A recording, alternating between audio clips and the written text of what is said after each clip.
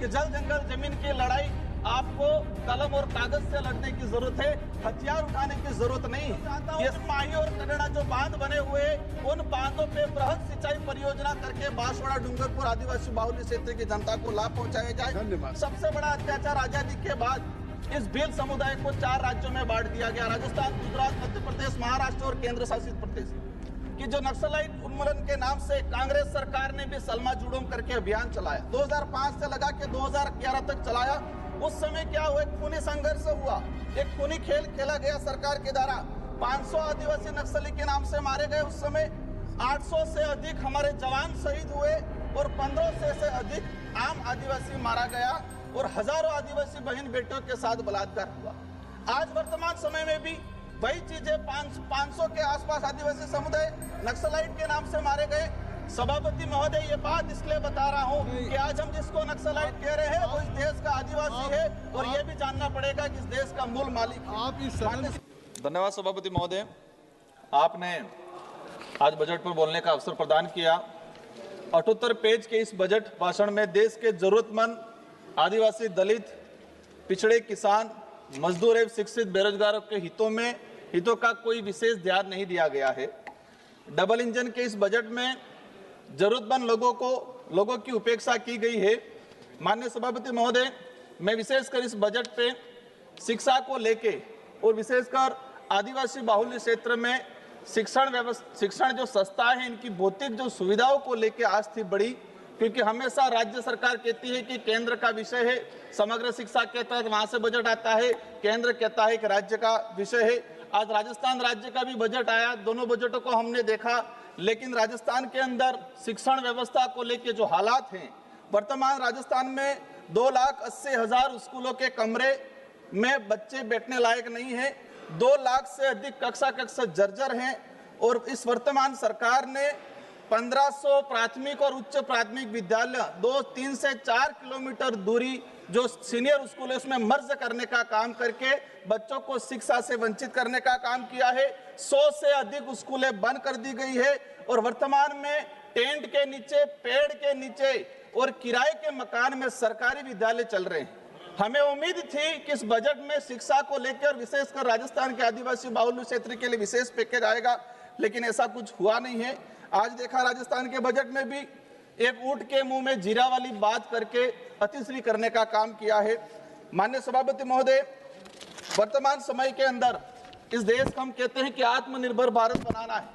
आत्मनिर्भर भारत तभी बन पाएगा इस देश का आदिवासी, दलित, पिछड़ा समुदाय अगर वो आत्मनिर्भर होगा तो ये देश आत्मनिर्भर की जो कल्पना कर रहे हैं वो पूरी हो पाएगी और वो आदिवासी, दलित, पिछड़े समुदाय आत्मनिर्भर तभी बन पाएगा, उनको मूलभूत सुविधा हम उपलब्ध करा पाएंगे। और विशेषकर शिक्षा को लेके माननीय सभापति महोदय, आज 150वीं बिरसा मुंडा जयंती मनाई जा रही है, उसको राष्ट्रीय गौरव दिवस के रूप में मनाया जा रहा है। हमें गर्व है इस बात का, लेकिन बिरसा मुंडा कौन थे? बिरसा मुंडा उस समय तात्कालीन समय में जमींदार और अंग्रेजों के लिए वो एक विद्रोही थे, देशद्रोही थे और आज हमारे लिए वो एक क्रांतिकारी है, एक भगवान है, एक आदर्श है। वो जल जंगल जमीन की लड़ाई लड़ते थे, वही आज का हिड़मा, आज के परिप्रेक्ष्य में आपकी नजर में वो नक्सलवादी है, लेकिन हो सकता है कि भविष्य में के आने वाली पीढ़ी के लिए वो बिरसा के रूप में जाना जाए। तो मैं उस बात को जानना चाह रहा हूं कि आदिवासी बाहुल्य क्षेत्र का युवा हथियार क्यों पकड़ रहा है? हमें कलम कागज को पकड़ाने की जरूरत थी, लेकिन वो हथियार पकड़ रहा है। मैं आपको बताना चाहूंगा कि हम कह रहे हैं, सरकार कह रही है, हम भी चाहते हैं और मैं इस सदन से अपील करना चाहता हूं उस क्षेत्र के आदिवासी युवाओं को कि जल जंगल जमीन की लड़ाई आपको कलम और कागज से लड़ने की जरूरत है, हथियार उठाने की जरूरत नहीं है। ये समय अलग आया है। मैं बताना चाहूंगा कि जो नक्सलाइट उन्मूलन के नाम से कांग्रेस सरकार ने भी सलमा जुडोम करके अभियान चलाया, 2005 से लगा के 2011 तक चलाया। उस समय क्या हुआ, एक खूनी संघर्ष हुआ, एक खूनी खेल खेला गया सरकार के द्वारा। 500 आदिवासी नक्सली के नाम से मारे गए। उस समय 800 से अधिक हमारे जवान शहीद हुए और 1500 से अधिक आम आदिवासी मारा गया और हजारों आदिवासी बहन बेटियों के साथ बलात्कार हुआ।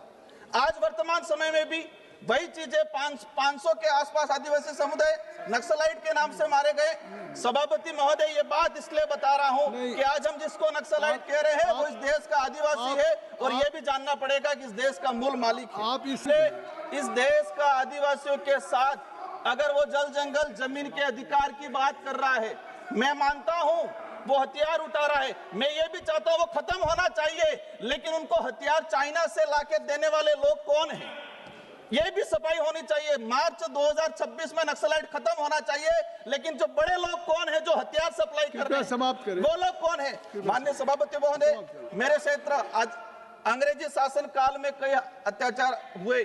इस देश का आदिवासी समुदाय में सबसे बड़ा समुदाय भील समुदाय है, और भील समुदाय के साथ अनेक अत्याचार हुए। सबसे बड़ा अत्याचार आजादी के बाद इस भील समुदाय को 4 राज्यों में बांट दिया गया, राजस्थान, गुजरात, मध्य प्रदेश, महाराष्ट्र और केंद्र शासित प्रदेश। दूसरा सबसे बड़ा अत्याचार हुआ, ऐतिहासिक अन्याय हुआ 1966 में, उस एरिया से माही नदी गुजरती है, और इस माही नदी को माननीय सभापति महोदय, मेरा समय 3 मिनट हुआ है, 1 मिनट लास्ट, 1 मिनट में अपनी बात रख, सभापति महोदय 1 मिनट में मेरी बात रखना चाहूंगा। मैं जो चाहता हूं कि माही और करेणा जो बांध बने हुए, उन बांधों पे बृहद सिंचाई परियोजना करके बांसवाड़ा डूंगरपुर आदिवासी बाहुल्य क्षेत्र की जनता को लाभ पहुंचाया जाए। साथ ही सभापति महोदय, हमारी जो मांग है, हम चाहते हैं कि अच्छा एजुकेशन, अच्छा हेल्थ, सबसे पिछड़ा हुआ इलाका, एनीमिया, आज बच्चे कुपोषित हैं। क्यों कुपोषित है? हम कह रहे विकसित भारत, लेकिन इस देश के आदिवासियों के साथ अगर अन्याय नहीं होगा तो हमें इस देश को विकसित भारत की कल्पना पूरी नहीं हो सकती है। माननीय सभापति महोदय, अंतिम मेरी जो मांग है, मेरी मांग ये है कि रोजगार गारंटी को लेके बड़ा इशू चल रहा है वर्तमान में। 125 दिन करने की बात कर रहे हो, लेकिन पिछले 2 साल में 100 दिन कितने लोगों को दिए गए? ये सबसे दूसरे, वर्तमान में इस क्षेत्र के अंदर आज हम देख रहे हैं आंगनवाड़ी कार्यकर्ता के लिए मेरा अनुरोध है कि 4,500 के अंदर केंद्र सरकार जो दे रही है उससे घर नहीं चल सकता है, तो हमें कम से कम 10,000 रुपए उनको देना चाहिए। और साथ ही जो वर्तमान समय के अंदर जो स्कूलों के अंदर पोषाहार बनाने वाले जो महिलाएं हैं, उनको 1,000 रुपये दिया जा रहा है। 1,000 रुपये में कैसे घर चलेगा इनके लिए? तो इनके लिए मेरा सरकार से अनुरोध है कि सरकारी विद्यालयों में पोषाहार बनाने वाले जो मजदूर हैं, जो महिलाएं हैं हमारी, उनको कम से कम 5 से 7,000 रुपये तक तनख्वाह दी जाए। साथ ही लखपति दीदी के नाम से इस देश की महिलाओं के साथ एक छलावा किया जा रहा है। माननीय सभापति महोदय, मेरा अंतिम मांग रही है, मैं अब कुछ नहीं बोलूंगा, भाषण आप हो सकता है किसी को दिक्कत हो जाए। मेरी मांग यही है मूल रूप से कि आदिवासी बाहुल्य क्षेत्र के अंदर शिक्षा व्यवस्था, स्वास्थ्य व्यवस्था पे सरकार विशेष ध्यान दे। माही और करेणा बड़ा प्रोजेक्ट है, इस प्रोजेक्ट से बृहद सिंचाई परियोजना, और जो जल जंगल जमीन में आदिवासी जो हजारों सालों से रह रहा है उसके पास कागज नहीं है, कागजी अधिकार नहीं है। अब मैडम एक बात समझनी पड़ेगी, मैडम इस बात को समझना पड़ेगा कि कागज कब जाएगा? जब एजुकेशन जाएगा तो कागज जाएगा। हमने उनको एजुकेशन ही नहीं दिया है, अब एजुकेशन ही नहीं दिया तो वो कागज कैसे जाए? धन्यवाद सभापति महोदय।